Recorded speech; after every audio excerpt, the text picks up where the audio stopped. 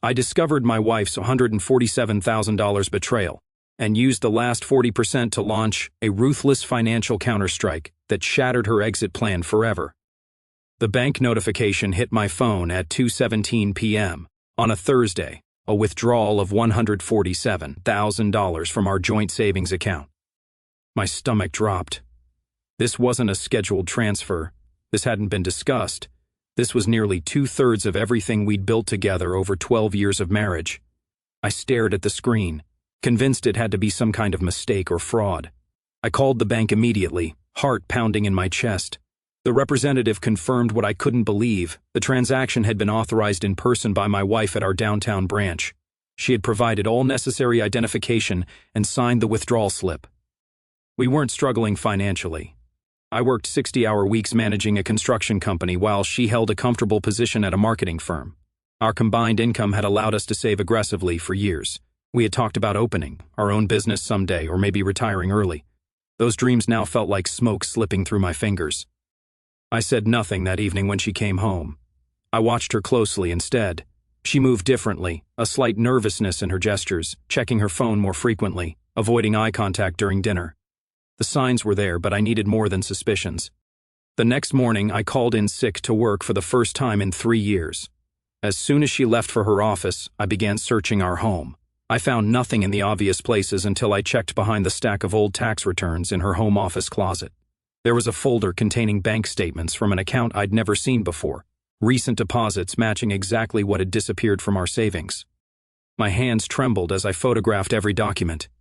12 years together, building what I thought was a partnership. All the overtime, the sacrifices, the dreams shared, now revealed as a calculated charade. The betrayal cut deeper than I could have imagined. I spent the day strategizing, forcing myself to think clearly despite the rage and hurt threatening to consume me.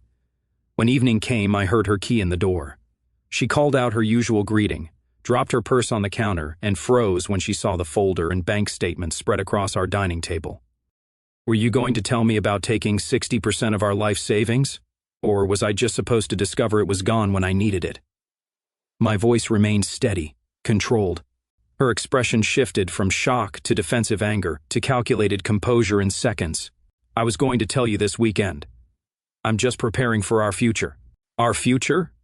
I let the question hang in the air between us. Things haven't been right for a while now, she said, avoiding my eyes. You must have felt it too. I remained silent, watching her construct her justification in real time. The careful word choice, the subtle shift of blame, the rewriting of our history to fit her narrative. I needed security before having this conversation, she continued.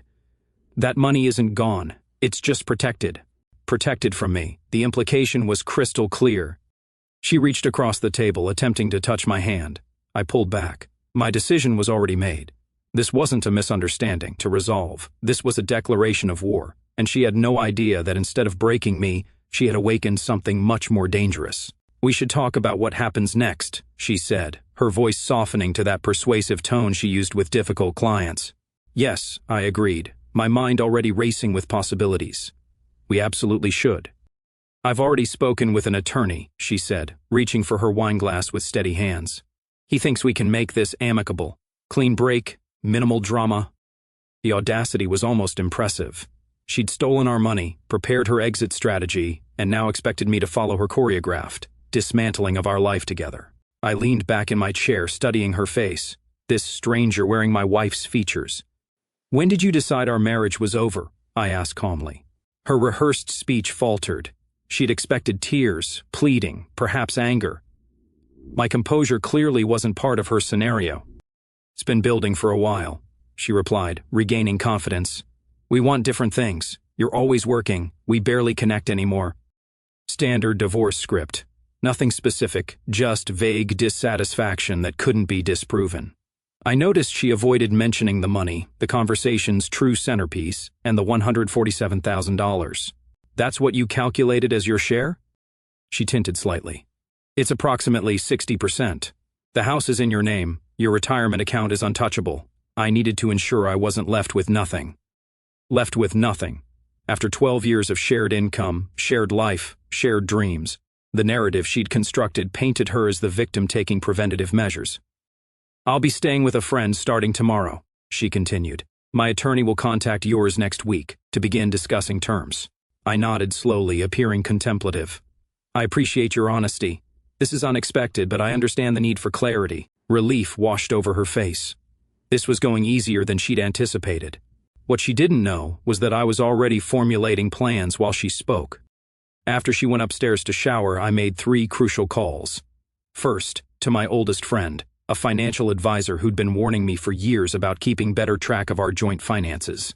Second, to a former client who owed me a substantial favor, a private investigator who specialized in asset tracing. Third, to an attorney known for handling high-conflict divorces with surgical precision. The next morning, I watched her pack a suitcase and several boxes into her car. She seemed almost disappointed by my calm acceptance. No drama for her to use against me later. No emotional outburst to justify her actions to friends and family. I truly hope we can keep this civilized, she said before leaving. It's better for both of us. I smiled. Absolutely. I want whatever's best for our situation. The moment her car disappeared down the street, I began executing my strategy. First step, securing the remaining 40% of our savings before it mysteriously vanished as well. Second, documenting every financial irregularity I could find. Third, understanding exactly where the missing money had gone. Over the next 3 days, I discovered she'd been planning this for at least 7 months. Small transfers at first, then increasingly larger amounts as she grew confident I wouldn't notice. Classic financial infidelity, the precursor to the real thing. My investigator friend called Friday afternoon. You sure you want to know everything I find? Some things can't be unknown. Everything, I confirmed. Leave nothing uncovered. By Monday morning, I had established a new financial baseline. 40% of our original savings remained. Not enough for the life we had planned together, but more than enough for what I needed to do next. While she believed I was reeling from her calculated exit, I was rebuilding my position with methodical precision. She texted that evening. My attorney will contact yours tomorrow. Do you have representation yet? I waited 2 hours before responding, don't worry about me. Everything's being handled. 3 little dots appeared as she typed, disappeared, then reappeared. Finally, I hope you understand this isn't personal. I laughed out loud in my empty kitchen. Not personal. The ultimate dismissal of 12 years together. The perfect justification for betrayal. I didn't bother responding. Instead, I reviewed the preliminary findings my investigator had sent over. The documents confirmed what I'd suspected but couldn't prove until now. Her betrayal went far deeper than money, and my response would be proportional to the offense. The remaining 40% of our savings would be more than enough to ensure she regretted underestimating me. Time to show her exactly who she was dealing with. The first phase of my response required precision. The 40% remaining, exactly $98,000, needed to work harder than money ever had before. While she believed I was paralyzed by emotional distress, I was already 3 steps into my strategy. My financial advisor friend connected me with an investment opportunity that had been closed to new participants, a commercial property development on the outskirts of the city projected to yield substantial returns within 6 months. The timing couldn't have been more perfect. This isn't without risk, he warned as we reviewed the prospectus over lunch. But the development team has an impeccable track record, and they've already secured major tenants for 70% of the retail spaces. I signed the papers that afternoon, investing $75,000. The remaining $23,000 would fund the next phase of my plan. Meanwhile, my investigator was earning every dollar of his retainer. He documented her meeting her attorney 3 times over the past 2 months, long before she'd cleaned out our account. But more importantly, he'd uncovered a pattern of regular meetings with her division head at work, meetings that extended well beyond office hours, often concluding at an upscale hotel downtown. They're careful, he explained, showing me time-stamped photos, but not careful enough. Tuesday afternoons every week for the past 4 months, always the same room, booked under his corporate account. I felt a strange detachment viewing the evidence. The emotional devastation I might have expected was replaced by cold, strategic focus. This wasn't just about betrayal anymore, it was about justice. Her attorney contacted mine the following day, outlining her initial demands. Beyond the money she'd already taken, she wanted half the equity in our home, a portion of my business interests, and ongoing spousal support. My attorney called it breathtakingly aggressive given the circumstances. She thinks you're on your heels, he observed, vulnerable and eager to end this quickly. We'll let her maintain that illusion for now. I agreed. How long can we delay without seeming obstructionist? I can buy you 6 to 8 weeks of procedural back and forth before we need to show our hand. Will that be enough? More than enough, I confirmed. The next stage required maintaining appearances. I returned to work, focused and professional as always. When colleagues asked about my wife, we'd been fixtures at company events. I simply mentioned we were going through some changes, without elaboration. No one suspected the calculated warfare happening beneath the surface. 3 weeks into our separation, she requested a meeting to discuss selling our house. I suggested meeting at a coffee shop downtown, casual, public, and 2 blocks from her lover's office building. She arrived 15 minutes late, immaculately dressed in a new outfit I'd never seen before. You're looking well, she observed with mild surprise. Clarity has its benefits, I replied, sliding a coffee toward her. You wanted to discuss the house. Her attorney had advised an immediate sale, splitting proceeds equally despite my significantly larger contribution to the down payment and mortgage. I listened attentively, asked reasonable questions, and appeared to consider her proposal. I'll need time to think about this, I finally said. It's a major decision.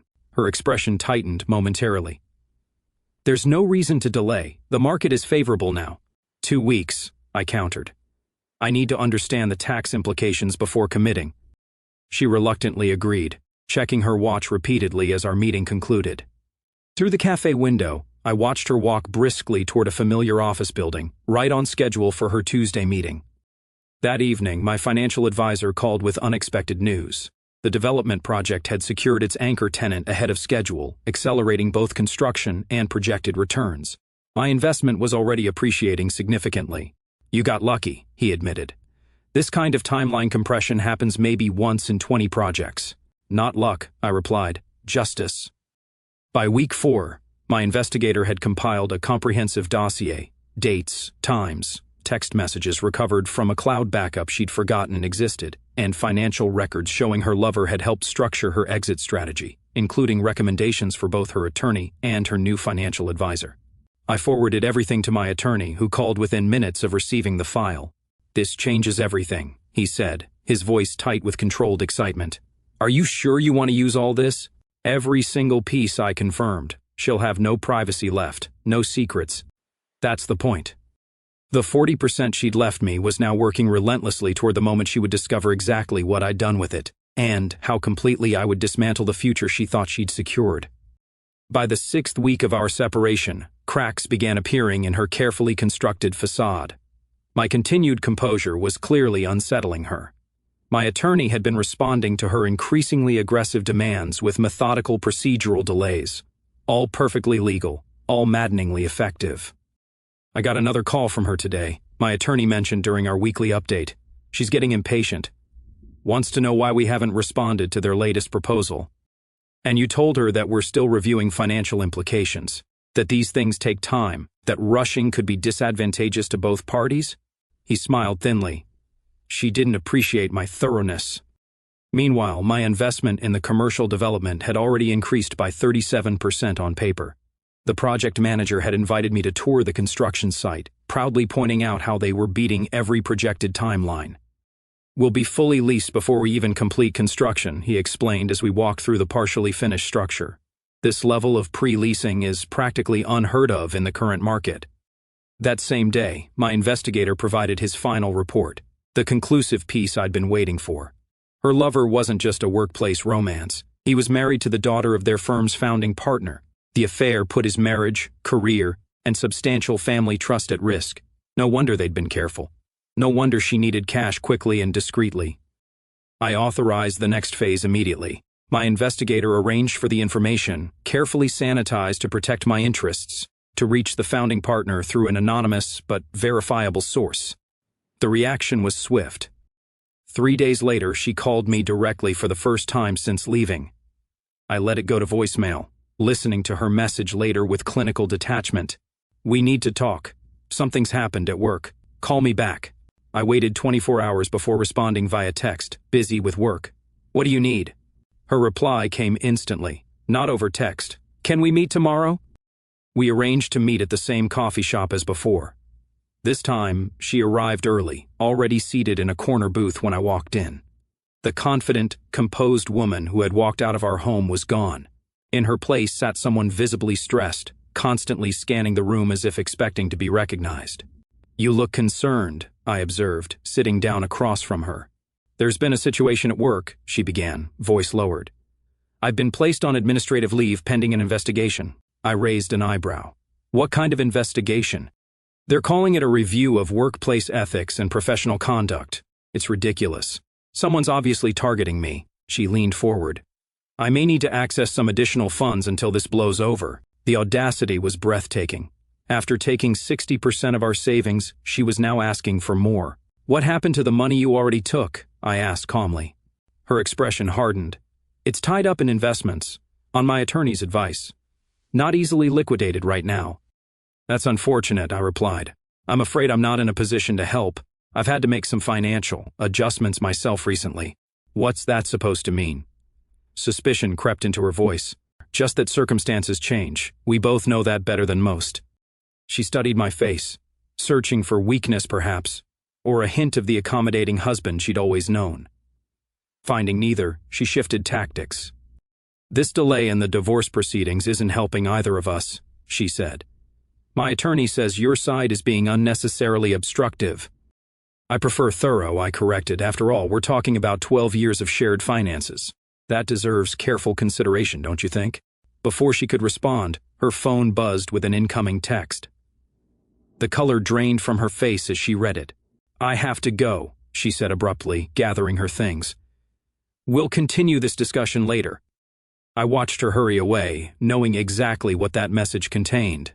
Her lover had just been called into an emergency meeting with the firm's partners, a meeting from which he wouldn't emerge with his position intact. That evening, my financial advisor called with news that the commercial development had secured a prestigious anchor tenant for its remaining space, instantly boosting my investment's value by another 20%. "You might be the luckiest first-time commercial investor I've ever seen," he laughed. "Seriously, this kind of return in such a short time frame is exceptional." "Not luck," I said. "Strategy." 2 days later, my attorney received a communication from hers, the first sign of retreat. They were suddenly open to more equitable distribution discussions, suggested mediation rather than continued litigation. "They're feeling pressure," my attorney noted, "from somewhere beyond our actions." "Care to enlighten me?" "Let's just say her workplace situation has become complicated," I replied. "How should we respond?" "We don't. Not yet. Let them sweat a little longer while we prepare our counteroffer." The pieces were falling into place faster than I'd anticipated. The remaining 40% was now worth nearly 70% of our original savings, and growing daily. But money was only part of the equation. She had taken our shared dreams and betrayed our partnership. Now she was watching her carefully planned future disintegrate, one meticulously orchestrated piece at a time. And I was just getting started. 8 weeks after she walked out, she requested an urgent meeting at our house, the home she had abandoned. Her text message carried a distinct tone of desperation beneath its carefully worded formality. I agreed, setting the time for Saturday afternoon. I spent the morning reviewing documents with my attorney. The commercial property investment had exceeded all projections, nearly doubling my initial investment in record time. The development company had even approached me about participating in their next project as an early-stage investor. "You're in an exceptional position now," my attorney observed, reviewing the financial statements. "Far stronger than when this process began." I arrived at the house 30 minutes before our scheduled meeting, arranging key documents on the dining room table, the same table where I had confronted her about the missing money 2 months earlier. Symmetry felt appropriate. She arrived precisely on time, looking noticeably different. The designer clothes had been replaced by something more subdued. The confident posture was gone. Even her carefully maintained appearance showed signs of neglect. "Thank you for agreeing to meet," she began, remaining standing even after I gestured toward a chair. "My attorney thinks it's best if we try to resolve this directly." "Interesting change of approach," I noted. "What happened to the official channels you were so insistent upon?" She finally sat, placing a manila envelope on the table. "I'm prepared to be reasonable about the settlement. The initial terms may have been ambitious." "Ambitious," I repeated with a slight smile. That's one way to describe attempting to take everything I've worked for. That was never my intention, she countered quickly. I needed security during a difficult transition. By stealing nearly $150,000. Her jaw tightened. It wasn't stealing, it was our money. Which is why you took it secretly. Why you only admitted to it when caught. Why you immediately hired an attorney to try to legitimize the theft. We're getting off track, she said, tapping the envelope. These are revised settlement terms, much more equitable. I think you'll find them fair. I made no move to take the envelope. Instead, I slid my own folder across the table. Before we discuss your proposal, you should review mine. She hesitated before opening it. Her expression shifted from professional composure to confusion to growing horror as she turned each page. The first section contained complete documentation of her affair, photographs, hotel receipts, and transcripts of text messages recovered from cloud backups. The second detailed how her lover had been terminated from the firm, his family trust in jeopardy after his father-in-law discovered the affair. The third showed financial records proving she had begun siphoning money months before the separation. A clear case of financial fraud that my attorney had documented meticulously. The final section was the most damaging. Evidence that she and her lover had discussed using company resources to establish a competing agency, approaching several key clients while still employed, corporate espionage that violated multiple clauses in their employment contracts, and potentially constituted criminal behavior. "Where did you get these?" she whispered, her hands trembling as she set down the last page. "Does it matter?" I asked calmly. "Everything there is authentic, as you well know. This is an invasion of privacy. It's harassment." "No," I corrected. "This is consequence. You made calculated decisions, assuming I would collapse into a convenient victim. You miscalculated." She stood abruptly, the chair scraping against the floor. "My attorney will respond to this intimidation tactic. Before your attorney does anything, you should look at the last document." With visible reluctance, she turned to the final page. A bank statement showing the current value of my investment, now worth significantly more than the amount she had taken. "How did you—" "The 40% you so generously left me. Turns out it was more than enough. The difference is, I built something with it while you've been watching your stolen funds disappear into legal fees and living expenses since losing your job." For the first time, I saw genuine fear in her eyes. Not anger or frustration, but the dawning realization that she had completely lost control of the situation. "What do you want?" she finally asked. "Everything you took," returned with interest. "The house remains mine exclusively. No alimony, no further claims on any assets. A clean, complete break with a non-disclosure agreement binding both parties." "And if I refuse?" I gestured to the documents spread across the table. "Every bit of this goes public. To the firm's clients, to your industry contacts, to our friends and family who still believe your narrative about growing apart amicably." She sank back into the chair, the color drained from her face. "You would destroy my reputation completely." "You made your choices," I replied evenly. "I'm simply ensuring they come with appropriate consequences." The silence stretched between us, heavy with the weight of reversed power. Finally, she gathered the documents with shaking hands and stood. "I'll need to discuss this with my attorney." "Of course," I agreed. "You have 48 hours before we proceed with filing everything in open court. Documents like these become public record during divorce proceedings, you know." As she walked toward the door, shoulders slumped in defeat, I called after her. "One more thing. The revised settlement agreement is non-negotiable. My final offer." She paused without turning. "You planned this from the beginning, didn't you? From the moment you discovered the money was gone." "I simply used the resources available to me," I answered. "Exactly 40% worth." After she left, I poured myself a drink and stepped onto the back deck. The setting sun cast long shadows across the yard we had once planned to landscape together. So many abandoned plans, so many broken promises. Yet somehow, I felt nothing but calm satisfaction. The 40% had done its work. Now I awaited her surrender. The settlement agreement arrived exactly 47 hours later, just under my deadline. My attorney called as soon as he received it. "They've accepted every term without modification," he said, obvious surprise in his voice. "I've never seen someone fold this completely in 15 years of practice." "What exactly did you show her?" "The consequences of underestimating me," I replied simply. The divorce was finalized 3 weeks later in a brief courthouse proceeding. Neither of us spoke beyond the required legal responses. Her attorney looked defeated, barely making eye contact as we signed the final documents. My attorney, by contrast, couldn't stop smiling. As stipulated in our agreement, she transferred the full amount she had taken, plus 20% interest, back to me the same day.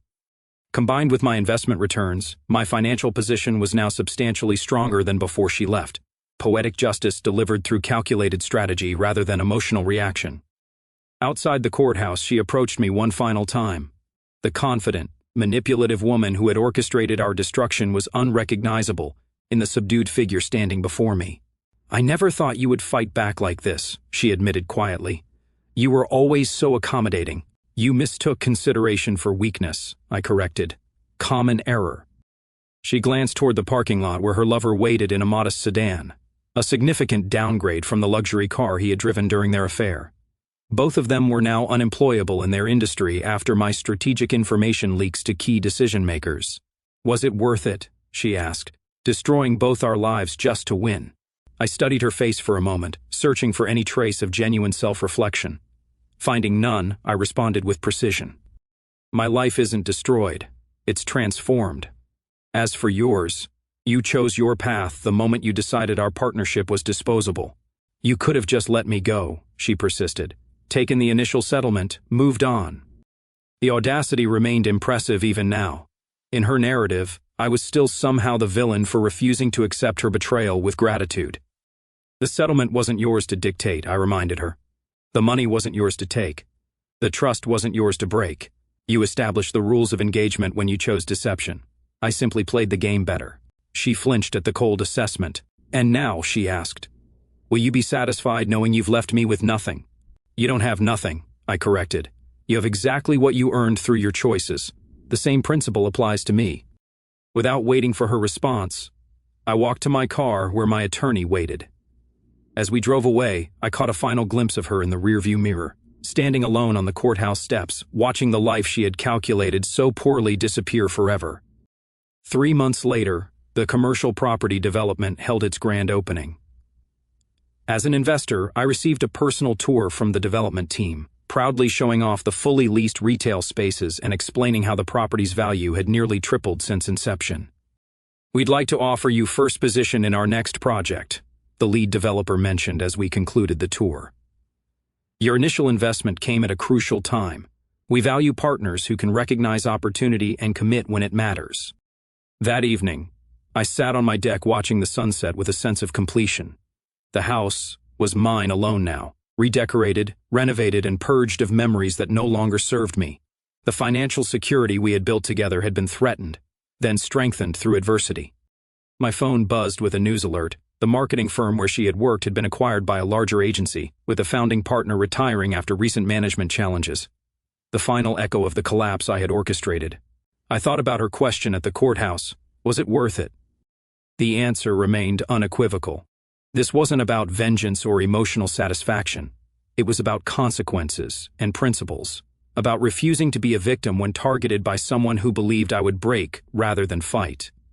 The 40% she had left me, likely an amount she calculated as just enough to appease but not empower, had become the instrument of a lesson she would never forget. Sometimes the greatest strength lies in being underestimated by those who believe they know you completely. As the sun dipped below the horizon, I raised my glass in a silent toast, not to victory over her but to the man I had discovered within myself when tested. The man who refused to beg, plead, or accept mistreatment. The man who met calculation with strategy, betrayal with consequence. The man who turned 40% into everything. Our story has come to an end. If you've made it this far, how about subscribing to our channel? It helps us immensely. I've selected 2 other videos for you that I'm sure you'll enjoy. Feel free to click on them. I'll be waiting for you in the next story. See you soon.